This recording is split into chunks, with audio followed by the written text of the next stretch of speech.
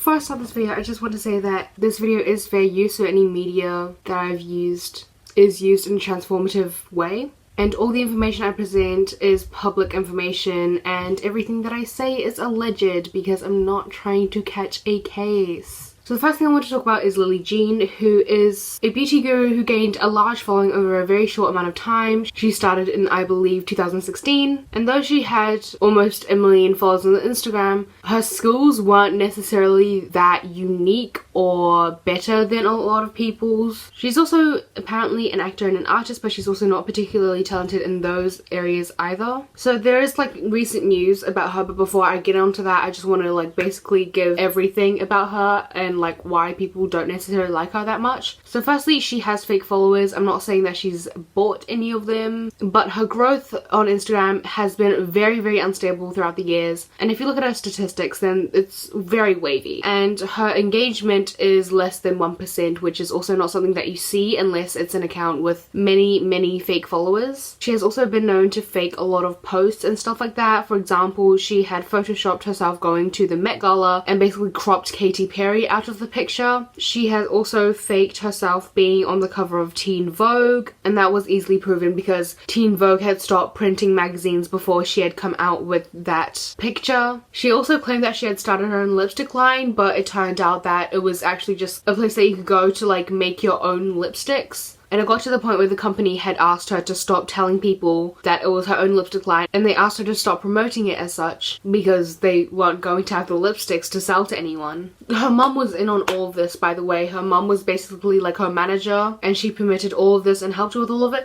Also, one strand of my hair is like pretty wavy and one side is just very much not. That's really frustrating and is like a minor thing, but it's not very yummy. She had also faked sponsorships with brands, and people would contact said brands and they would confirm that they weren't working with her, and eventually one of her posts where she was claiming to be associated with this brand got taken down. Along with fake followers, she also had fake fan accounts which people suspected were all run by her because they all had very similar names and very similar posts.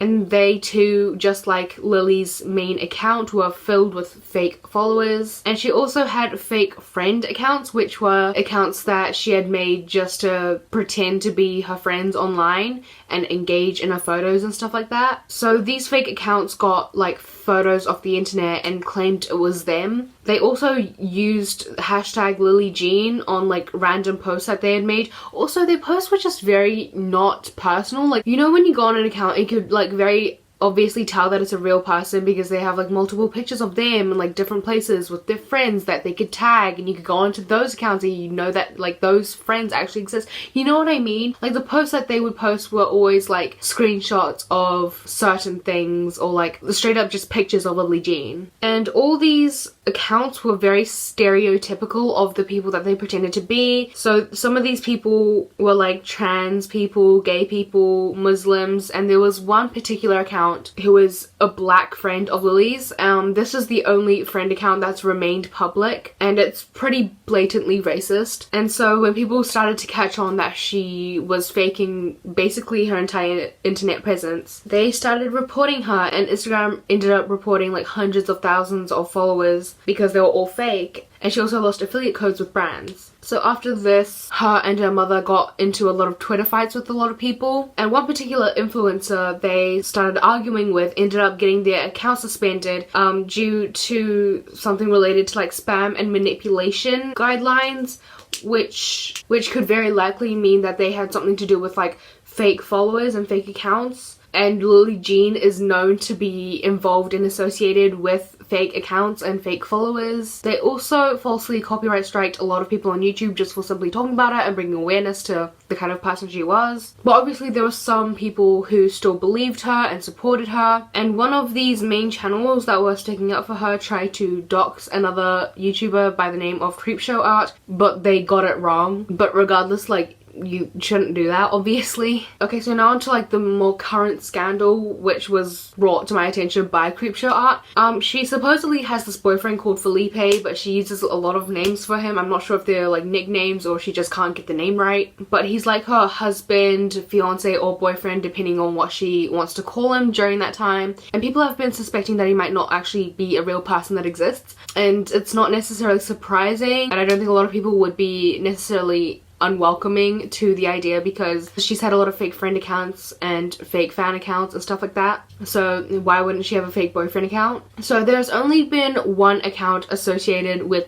Felipe. She tagged him in one of her posts, but the account was proven to be fake and it was ended up deleted. So it's a bit suspicious why LILLEE would be tagging him in her posts. She also apparently, I don't necessarily can confirm this because I don't know her, I don't watch her content or any of that stuff, but she apparently typically does like anything and everything to prove that she is right when she can. So her not showing her boyfriend just to shut people up and prove that he is real seems really suspicious to some people. I don't know how I feel about it. I feel like because she has claimed that he doesn't want to be in her videos, and so she doesn't want to like disrespect him. I see that, but it's also a really easy excuse, so it kind of goes both ways in my opinion. But also, like, she just shows a lot of stuff. Like, apparently she has shown her own feet on live streams and let people jack off to them. So we've gone through why he might not be a real person, but the next part is the creepiness of their relationship. So firstly, they have a 9-year age gap, which wouldn't be as bad if she wasn't so young. He is 9 years older than her, and they met when she was 9 or 4, depending on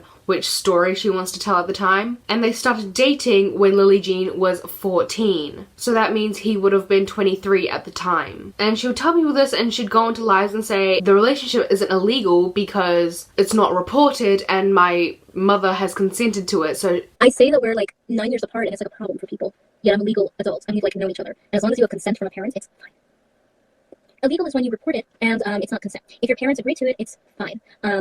It's illegal to date a minor, yes, if you report it, and it's like not consensual and something's weird, and some people just see asses do that. Like, I do think it's weird somebody 12 dating somebody 30, that's like, huh? I don't think it's weird somebody 12 dating somebody, 17, I don't think that's just me, personally. I'm really not going to continue going on. It's a crime, it's a felony, yes, if it is reported. But eventually her mother had to apologize for her and say that she didn't mean to say what she said, but then like she kind of contradicted herself in a lot of other statements. But my take on it is that if Felipe is fake, which he does have a high likelihood of being fake because we know her history, if he is fake, then why would you fake a boyfriend that's that creepy? Like, if you're gonna fake having a boyfriend online, then it's probably to have like the perfect image for people to see, yes? But then why would you make him a pedophile? Why would you make him 9 years older than you? And why would you make him start dating you when you were a minor? So the next thing I want to talk about is Colleen Ballinger. I talked about her in, I believe, my last video. So if you don't know what happened, you can watch my last video or somebody else's video on it. But updating that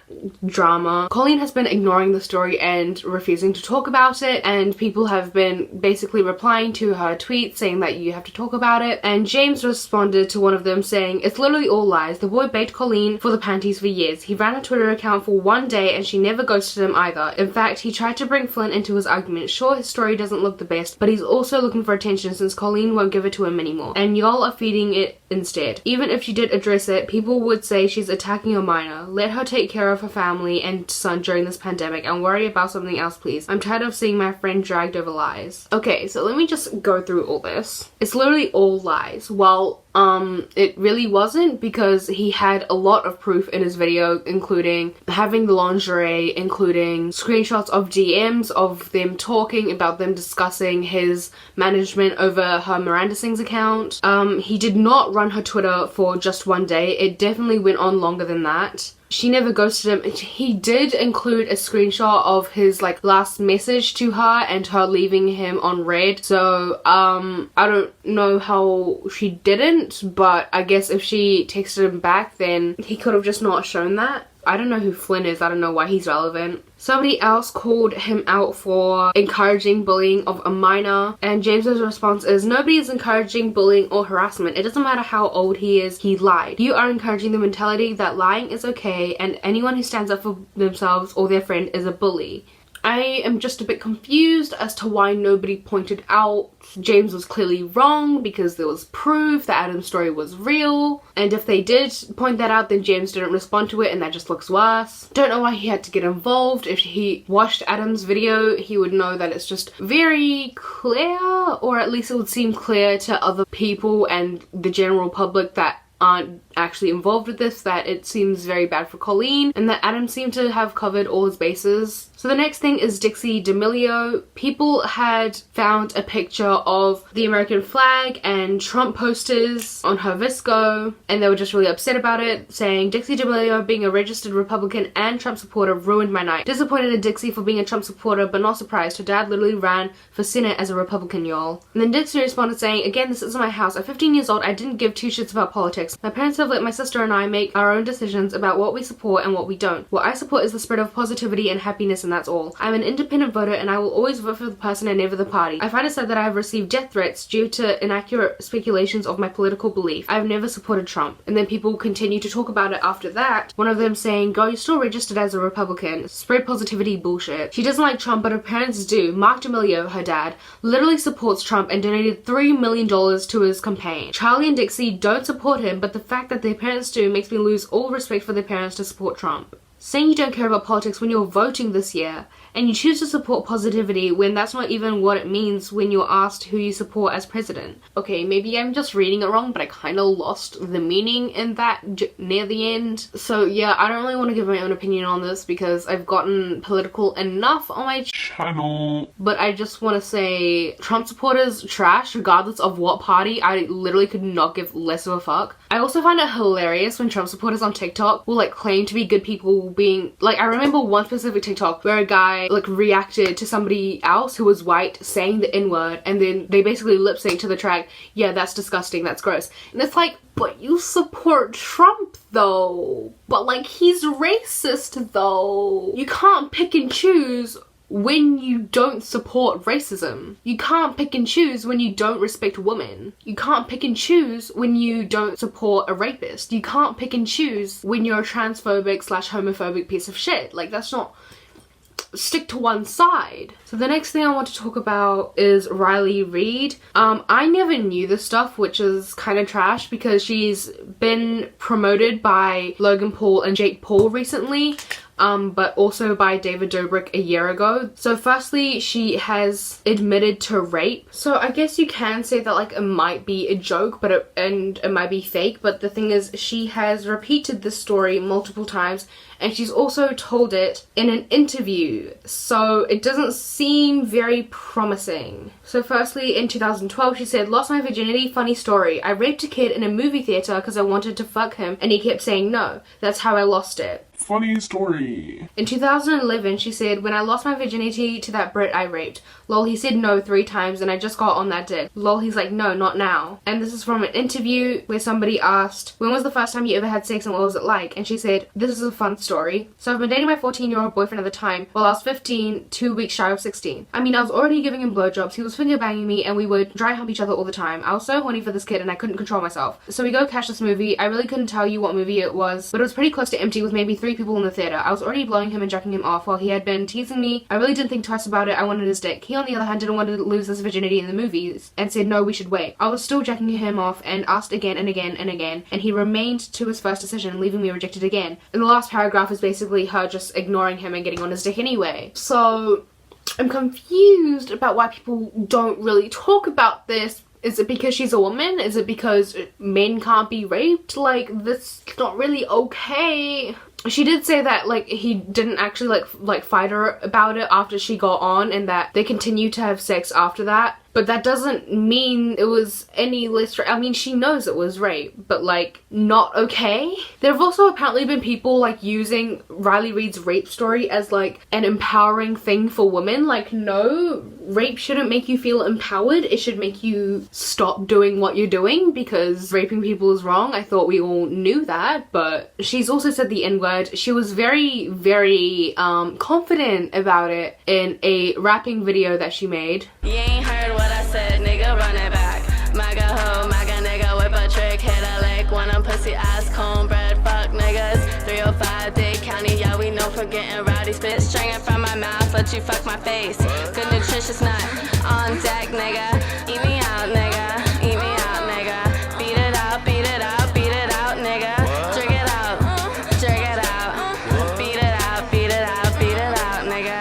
Drink it out, beat it out. So I could imagine she would have no problem saying it in her real life. And lastly, Eugenia Cooney. So this, the story is like relatively old, but I just kind of wanna, it's like still relevant, it's just not as relevant right now. But she obviously had an eating disorder, and she basically lied about it and denied it and claimed that she didn't have an eating disorder or would just avoid the question for many years. She never wanted any help, and she was eventually forced into rehab by a friend, but she only stayed there for about 4 weeks, and it's been over a year since rehab, and she has actually lost weight. And people have also been criticizing, or people were criticizing, Shane Dawson's documentary on her, because though it was fun to look at her like actually have fun and enjoy herself and actually see her be relatively healthy looking, they also kind of avoided it because it's very clear that she cannot mention it. She is incapable of saying anorexia or saying that she had anorexia or saying the word eating disorder. So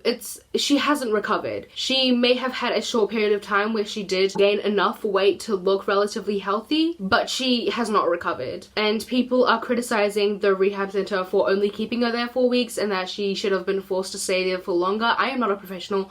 I don't think I should have an opinion on this, but I definitely think that 4 weeks was definitely not enough, especially due to how deep she was already in it. And keeping her only there for 4 weeks, her gaining a little bit of weight, that would have made her, I personally think that might have made her feel even worse. So yeah, that is all I have for you guys today. If you like this video or if you liked me, please like and subscribe. If you didn't like me, then get in contact with my teachers because I'm sure you have a lot in common. If you want to follow me on Instagram or Twitter, that'll be in the description down below.